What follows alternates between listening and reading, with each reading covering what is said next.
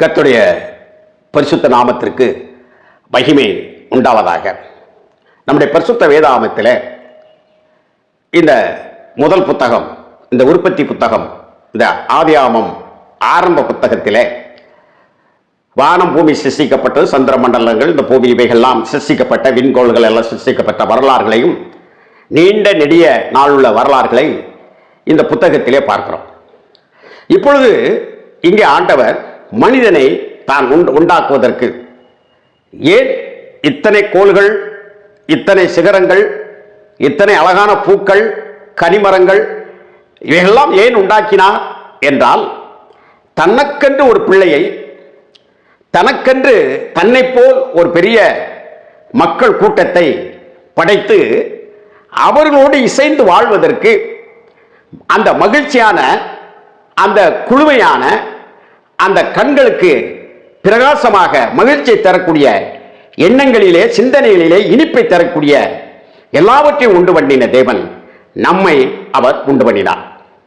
இது மிக மிக முக்கியமானது. இதில் நீங்கள் கண்டுகொள்ளலாம். உண்டு பண்ணியது எதற்காக என்றால், எப்பொழுதும் தேவனோடு நாம் இருக்க வேண்டும். மனுக்குலம் எப்பொழுதும் தேவனோடு இருந்து கொண்டிருக்க வேண்டும். அந்த அடிப்படையிலே அவர் உண்டாக்கினார். அதற்கு உங்களுக்கு நான் சில விளக்கம் தருவேன். அந்த விளக்கத்தை நீங்கள் பாருங்கள் நன்றாக. தேவன் அவருடைய சிருஷ்டிப்பினுடைய 7 நாள் என்று சொல்கிறார். 6 நாட்கள் சிருஷ்டிப்பு, 7வது நாளே ஓய்ந்திருந்தார். ஆகவே 7வது நாள் அவருடைய சிருஷ்டிப்பு, 7வது நாள் ஓய்வு நாள் என்று சொல்லப்பட்டிருக்கிறது. அப்ப ஆண்டவருக்கு 7வது நாள் ஓய்வு நாளாக இருந்தது. ஏனென்றால் அவர் வேலை செய்து அந்த காரியங்களை சிருஷ்டித்து எல்லாத்தையும் சரி செய்வதற்கு அந்த 7வது நாளில் ஓய்ந்திருந்து அதை ஆசீர்வதித்தார். அந்த ஆசீர்வாதத்திற்குள் ஒரு ரகசியம் இருக்கிறது. அதை நான் உங்களுக்கு சொல்லுவேன். இப்பொழுது பாருங்கள், தன்னுடைய சிருஷ்டிப்புகள் எல்லாம் மகுடமாக இருக்கக்கூடியது மனிதன்.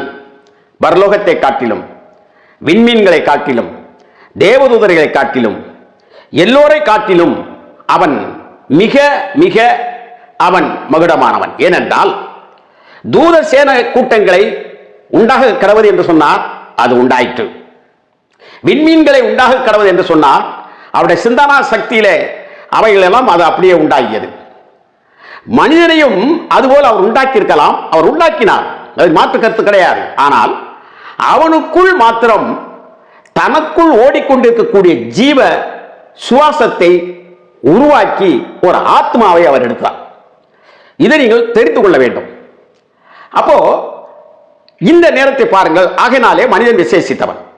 இந்த அடிப்படையிலிருந்து நீங்கள் அப்படியே கொண்டு வந்தால், இப்ப ஆண்டவருக்கு இவன் 6வது நாள் சிருஷ்டிக்கப்படுகிறான். நல்லா முடிந்த உடனே இவனை சிருஷ்டித்து முடித்த பின்பு அந்த சாயந்தரமும் அந்த டைம் வருகிற பொழுது 7வது நாள் ஆரம்பிக்கின்றது. இந்த 7வது நாளிலே ஆண்டவர் ஓய்ந்து மகிழ்ச்சியாக இருந்தார். யாரோடு ஓய்ந்து மகிழ்ச்சியாக இருந்தார்? யாரோடு ஓய்வெடுத்து மகிழ்ச்சியாக இருந்தார் என்று சொன்னால், இங்கே நாம் பார்க்கிறோம் மனிதனோடு. அதான் மிக முக்கியம். ஆண்டவருக்கு அது 7வது நாளாக இருந்தாலும் கூட மனிதனுக்கு அது ஓய்வு முதல் நாளாக மாறிவிடுகிறது. இரண்டால் பாருங்கள், அவர் 6வது நாள் நிறைய விஷயங்களை சிருஷ்டித்து, அப்போ ஒரு மாலை பொழுது நேரத்தில் இவனை சிருஷ்டித்திருக்கக்கூடும். அப்ப 7வது நாள் பிறக்கின்ற பொழுது முதல் நாளாக அது வருகிறபடினாலே நீங்கள் நல்லா தெரிந்து கொள்ளுங்கள், சிந்திக்கிறவர்களுக்கு விளங்கும். இவனுக்கு அது முதல் நாளாக இருக்கிறது. அந்த முதல் நாளே நன்றாக தெரிந்து கொள்ளுங்கள், தேவனோடு ஓய்ந்திருந்து, அவரோடு பேசிக்கொண்டிருந்து, அவரோடு சிரித்து மகிழ்ந்து, அவரோடு ஒரு மகிழ்ச்சியான ஒரு உறவாடுதலை கொண்டு வருகிற ஒரு நாளாக அந்த நாள் மாறிற்று. ஆகவே பிரியமானவர்களே, நாம் எவ்வளவு விசேஷித்தவர்கள். அப்படியானால் நாம் உண்டாக்கப்பட்டவருடைய நோக்கமே அவரோடு நாம் இருந்து கொண்டு இருப்பதற்காக என்பதை நாம் உள்ளத்தை வைத்துக் கொண்டால், அவரை விட்டு நாம் விலகுகிற பொழுது அவர் எவ்வளவு வேதனைப்படுகிறார், எவ்வளவு மனதுக்குள் துயரப்படுகிறார் என்பதற்கெல்லாம் விடை காண முடியும். அதான் இயேசு கிறிஸ்து பூமியிலே பிறந்த பொழுது பூமியிலே சமாதானம் அப்படி என்று சொல்லப்பட்டிருக்கிறது, பூமியிலே மகிழ்ச்சி என்று சொல்லப்பட்டிருக்கிறது. அதே நேரத்தில் பரலோகத்திலே தேவனுக்கு மகிமை என்று சொல்லப்பட்டிருக்கிறது. பரலோகத்திலே இந்த மனிதனை குறித்த அவருடைய சிந்தனையிலே அவன் ஒரு கலப்படமற்றவனாக அவன் ஒரு சிந்தனையில் இருந்து கொண்டிருக்க ஒரு மகிழ்ச்சியாக இருந்தவர் அவன் சிருஷ்டிக்கப்பட்டு வீழ்ச்சி அடைந்த உடனே அந்த அந்த மகிமை ஒரு பூரணத்துக்கு நேராக அந்த பூர்ணமான தெய்வத்தினிடத்தில் அது அவரால் குறைபடவில்லை. இந்த மனிதன் மேல் வைத்த இந்த நேசத்தினாலே பரலோகத்தில் ஒரு அந்த மகிமை குன்றிருந்தது. இதை மனதில் புரிந்து கொள்கிறவர்களுக்கு புரிவை தவிர இதை நன்றாக நீங்கள் சிந்தித்துக் கொள்ளுங்கள். ஆகவே மனிதன் எதற்காக சிருஷ்டிக்கப்பட்டான் என்றால் அவனோடு இருக்கத்தக்கதாக, அவனோடு வாசம் பண்ணி கொண்டிருக்கத்தக்கதாக.